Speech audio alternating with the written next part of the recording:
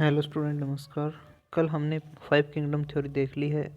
आज बात करते हैं उसके बाद क्लासिफिकेशन के जो अलग अलग बेसिस हैं, जो हमने की कैरेक्टर्स पढ़े थे, उनको डिटेल से पढ़ते हैं। देखिए, पहला जो कैरेक्टर है, किस बेस पे डिवाइड किया गया है एनिमल्स को। सबसे पहला जो है वो है कोशिकाओं की संख्या के आधार पर, यानी on the basis of number of sales. Sales के नंबर के आधार पर ऑर्गेनिजम्स को यानी एनिमल्स को कितने टाइप में डिवाइड किया जा सकता है। जैसे सबसे पहले है एनिमल किंगडम को सेल्स की संख्या के बेस पर दो वर्गों में यानी उप वर्गों में यानी सब किंगडम में डिवाइड किया गया है। जैसे देखिए, किंगडम एनिमेलिया है, इसका एक सब किंगडम है प्रोटोजोआ, एक है मेटाजोआ। प्रोटोजोआ में वे एनिमल्स आते हैं जो यूनिसेलुलर या एक कोशिकीय होते हैं, यानी सेल्स के नंबर के बेस पे देख रहे हैं तो वे एनिमल्स जो यूनिसेलुलर होते हैं, जैसे फाइलम प्रोटोजोआ के सारे ऑर्गेनिज्म। उसके बाद देखिए, सेकंड हैं जो मल्टी सेलुलर होते हैं, उन्हें कहते हैं मेटाजोआ, यानी प्रोटोजोआ में वो आते हैं जो यूनिसेलुलर होते हैं, फाइलम प्रोटोजोआ है। उसके बाद वाले जितने भी हैं मेटाजोआ में रखे जाते हैं, जो मल्टी सेलुलर या बहुकोशिकीय होते हैं। इस प्रकार सेल के नंबर के आधार पर दो टाइप में इसको बांटा जा सकता है। सेकंड है देखिए, ऑर्गन सिस्टम के आधार पर यानी अंग तंत्र की कोटि के आधार पर। देखिए, सब किंगडम मेटाजोआ को 3 वर्गों में बांटा गया है। सब किंगडम को देखिए, मेटाजोआ को मेसोजोआ, पैराजोआ और यू मेटाजोआ। इसके अंदर 3 हैं, मेसोजोआ, पैराजोआ और यू मेटाजोआ।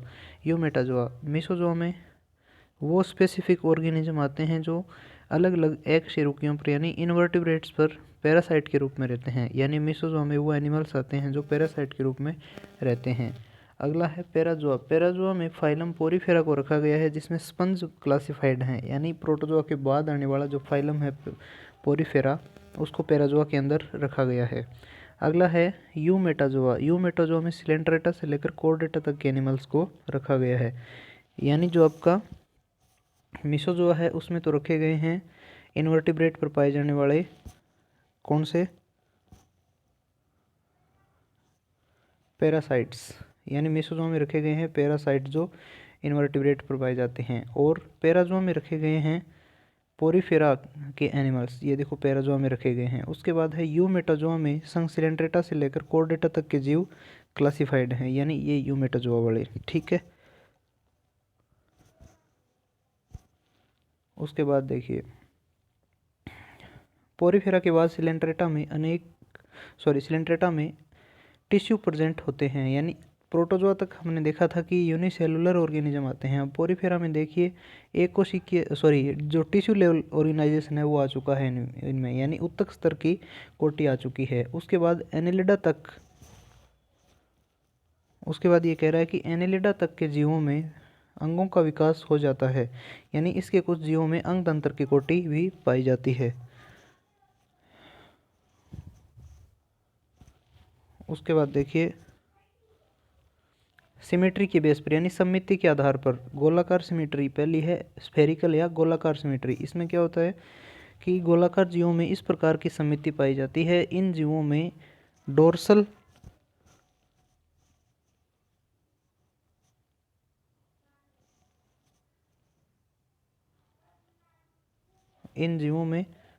यानी अधर, वेंट्रल यानी अधर, डोर्सल पृष्ठ, एंटीरियर और पोस्टीरियर सिरा स्पष्ट नहीं होते हैं, यानी ना अग्र और पश्च भाग स्पष्ट होते हैं और ना ही डोर्सल और वेंट्रल स्पष्ट होते हैं। इस प्रकार इन जीवों की सिमेट्री जो है वो राउंड और या स्फेरिकल या गोलाकार होती है, जैसे वॉलवॉक्स सुना होगा आपने, और प्रोटोजोआ के एनिमल्स को। ठीक है। उसके बाद देखिए, रेडियल सिमेट्री, अरीय समिति। अरीय समिति क्या होती है? इनमें ओरल एंड एबोरल यानी मुख्य और अपमुख्य भाग स्पष्ट होते हैं, यानी एक आगे का पार्ट होगा तो एक आगे का पार्ट होगा तो एक इसके पीछे का पार्ट होगा। ओरल एंड एबोरल स्पष्ट होते हैं। तो इनको क्या होगा, कहाँ से काटेंगे? एक ही कोई सेगमेंट ऐसा होगा जहाँ से काट सकते हैं, जैसे यहाँ से इस तरह से एक जगह से काट सकते हैं, तब जाके हमें बराबर भाग मिलेंगे। यदि ऐसे काटेंगे तो एक साइड में एक जैसा तीर का निशान जैसा रह जाएगा, दूसरी साइड में दूसरा रह जाएगा, तो ऐसे इसको नहीं काटा जा सकता।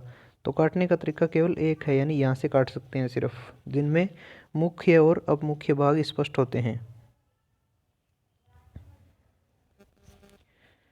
आगे देखिए, भागों की संख्या, समान भाग प्राप्त होते हैं। भागों की संख्या के आधार पर ये द्विअरीय, पंचअरीय तथा बहुअरीय हो सकते हैं, यानी बाइरेडियल और ऐसे करके कई बहुअरीय, पंचअरीय और हाँ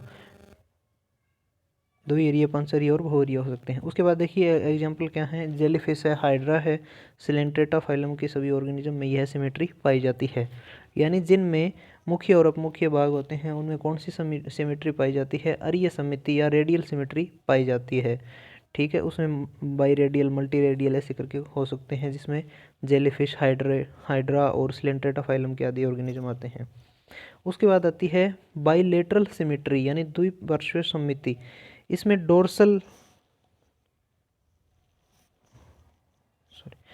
इसमें वेंट्रल, डोर्सल, एंटीरियर, पोस्टीरियर भाग स्पष्ट होते हैं, अतः केवल एक ही अक्ष से काटने पर दो समान भाग प्राप्त होते हैं। यानी इनमें केवल एक ही अक्ष से काटने पर दो समान भाग प्राप्त में हो सकते हैं। उसके बाद देखिए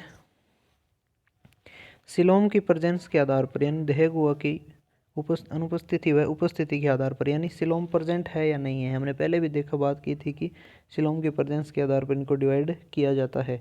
तो देखिए ऑर्गेनिज्म की बॉडी में उपस्थित गुहा जो दोनों ओर से मेसोडर्म से घिरी रहती है, यह बाहर से एक्टोडर्म तथा अंदर से एंडोडर्म से घिरी हुई रहती है। यानी कोई भी ऑर्गेनिज्म है उसकी ये पूरी बॉडी है, सपोज इतनी बॉडी है, उसके अंदर क्या है, एंडोडर्म है सपोज इतना।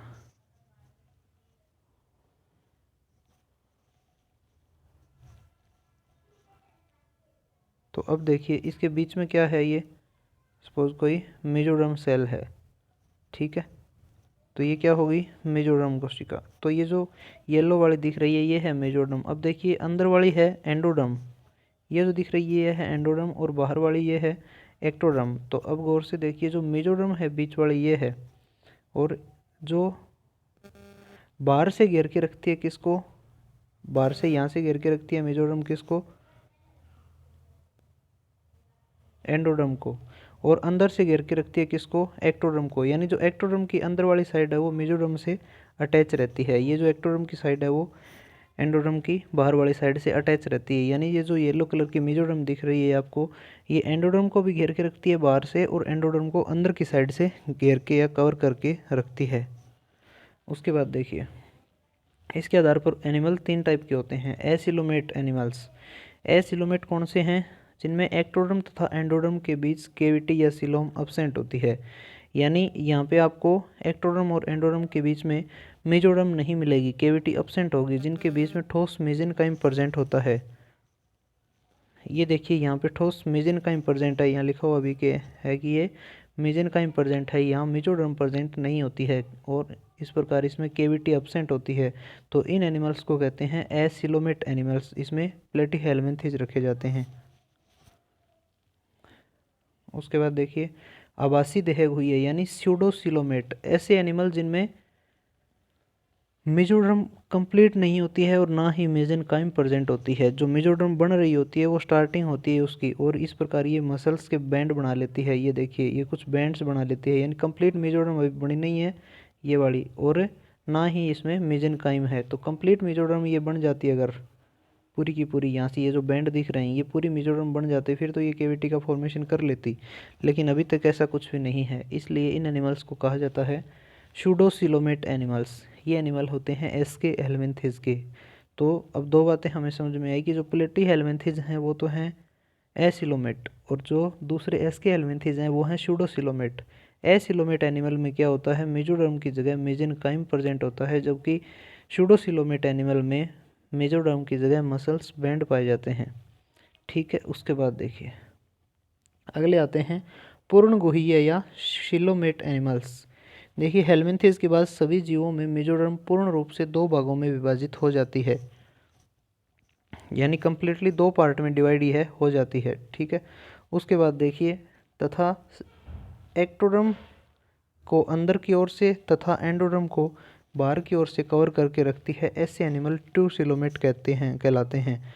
एक्टोडर्म को अंदर की ओर से और एंडोडर्म को बाहर की ओर से, कैसे अभी हमने देखा था कि ये है सपोज एक्टोडर्म, ठीक है, और उसके बाद ये है इस एनिमल की एंडोडर्म। अब देखिए ये जो बन रही है ये है इस एनिमल की मेजोडर्म। तो 3 लेयर्स हैं, बार वाली है एक्टोडर्म, उसके बाद है मेजो और उसके बाद में लास्ट में है एंडोडर्म। तो आपको जो ये दिख रही है ये तो है एक्टोडर्म, उसके बाद ये है मेजोडर्म और ये है एंडोडर्म। अब देखिए एक्टोडर्म का जो अंदर की साइड है यानी ये वाली साइड है जो एक्टोडर्म की, ये गिरी हुई है किससे, मेजोडर्म की आउटर लेयर से। यानी मेजोडर्म की बाहर वाली जो लेयर है वो किसको कवर करके रखती है, बाहर की साइड एंडोडर्म की, सॉरी एक्टोडर्म की अंदर की साइड को। और मेजोडर्म की जो अंदर की साइड है ये वाली, ये किसको कवर करके रखती है, एंडोडर्म की बाहर की साइड को। यानी मेजोडर्म, ये जो है मेजोडर्म ये किसको कवर करके रखती है, अपने बाहर की साइड से तो अटैच रहती है किससे, एक्टोडर्म के अंदर की साइड की ओर वाले एरिए से, और इन साइड से यानी अंदर की साइड से मेजोडर्म कवर रहती है, ढक के रखती है किसको, एंडोडर्म के बाहर के पार्ट को। ठीक है,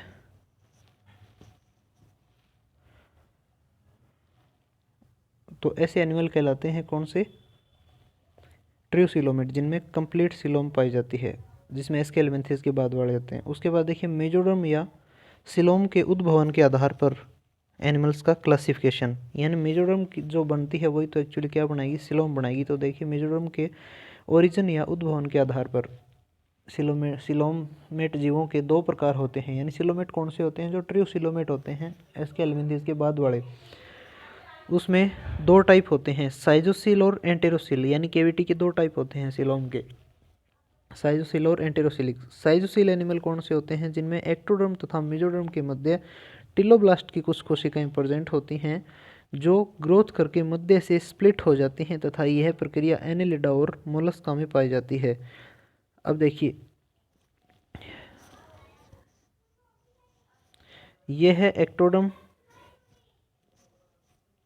ये है सपोज एक्टोडर्म, और उसके बाद ये है एंडोडर्म। अब क्या कर रही है, एंडोडर्म जो है वो मेजोडर्म के बीच में से अलग कर रही है दोनों साइड से। ठीक है, तो इस प्रकार की जो सेल बनेगी उन्हें, इन कोशिकाओं को कहते हैं टिलोब्लास्ट सेल, और टिलोब्लास्ट सेल को 4D सेल भी कहा जाता है। ठीक है, उसके बाद ये किस में पाई जाती है, एनेलिडा और मोलस्का में। तो अब जो एनेलिडा मोलस्का तक आ गए, उसके बाद जितने भी एनिमल आते हैं उनमें पाई जाती है ट्रियोसिलोमेट, जैसे हमें तो सॉरी एंटेरोसिल टाइप की सिलोम, ये सबसे वेल डेवलप होती है। इसमें क्या होता है, यह इकाइनोडर्मेटा तथा कोर्डेटा में पाई जाती है। इसमें सिलोम का कंप्लीट डेवलपमेंट हो रहे एम्ब्रियो में, एम्ब्रियो की एक्टोडर्म सॉरी एम्ब्रियो की एंट्रोन से होता है। यानी एंट्रोन जो कैविटी बनती है उसके द्वारा जब सिलोम का निर्माण हो तो उसे कहते हैं एंटेरोसिलिक। यानी सीधी सी बात है, एंटेरोसिलिक एनिमल्स कौन से होते हैं, जो जिनमें सिलोम का निर्माण एंटेरोन कैविटी से होता है एम्ब्रियो के टाइम, उसे कहते हैं एंटेरोसिलिक एनिमल। ठीक है,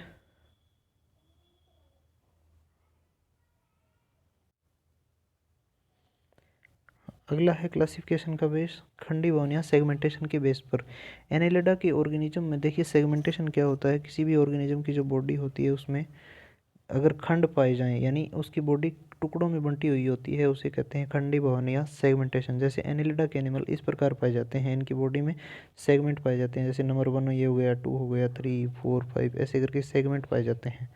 और एनेलिडा के सेगमेंट की क्या खास बात है कि ये कंप्लीट बॉडी में मिलेंगे, यानी बाहर से अंदर तक कंप्लीटली मिलेंगे, ये बाहर से अंदर तक कंप्लीट दिखने को मिलते हैं। ये नहीं कि बार बार ही मिले, अंदर तक भी मिलते हैं। कुछ एनिमल्स में क्या होता है, बाहर से देखने पर तो सेगमेंट दिखाई देते हैं लेकिन अंदर नहीं दिखाई देते, बट एनिलिडा के जो ऑर्गेनिज्म है उनमें अंदर तक कंप्लीटली सेगमेंटेशन हमेशा दिखाई देता है।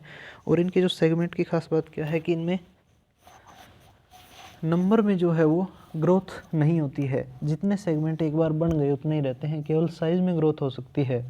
ठीक है, और एक सेगमेंट में जो ऑर्गन होते हैं वो बार बार प्रत्येक सेगमेंट में बाद में रिपीट भी होते हैं। उसके बाद देखिए ये जो सेगमेंट हैं वो सेप्टा द्वारा अलग होते हैं, यानी एक पट होता है, एक सेगमेंट सेप्टा होता है बीच में जो इनको अलग करता है, यानी 2 चीज़ों को बीच में अलग करने वाली कोई दीवार है उसे सेप्टा या पट कहते हैं। उसके बाद देखिए सभी खंडों की आयु समान होती है तथा मैच्योरेशन के बाद खंड नए नहीं बनते हैं, ये बात मैंने आपको बता दी, केवल साइज में ग्रोथ होती है। उसके बाद आते हैं on the basis of embryogeny. इसमें क्या है कि एनिमल्स को जर्म लेयर के आधार पर डिवाइड किया जाता है। यदि इसमें 2 ही जर्म लेयर हैं तब तो इन्हें कहते हैं डिप्लोब्लास्टिक, और इसमें यदि 3 जर्म लेयर हैं तब इन्हें कहते हैं ट्रिप्लोब्लास्टिक एनिमल्स। जैसे देखिए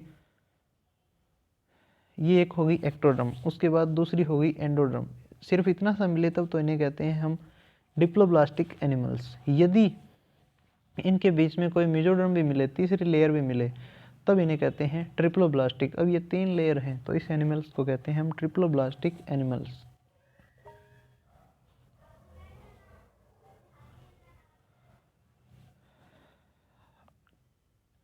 अब क्लीवेज तक हमने पढ़ लिया, सॉरी क्लीवेज से पहले हमने पढ़ लिया। उसके बाद अगले वीडियो में हम देखेंगे क्लीवेज के बारे में कि क्लीवेज के बेस पर कितने टाइप का क्लीवेज होता है और किन किन एनिमल्स में किस प्रकार का क्लीवेज पाया जाता है। तो थैंक यू सो मच, अगले वीडियो में देखें हम।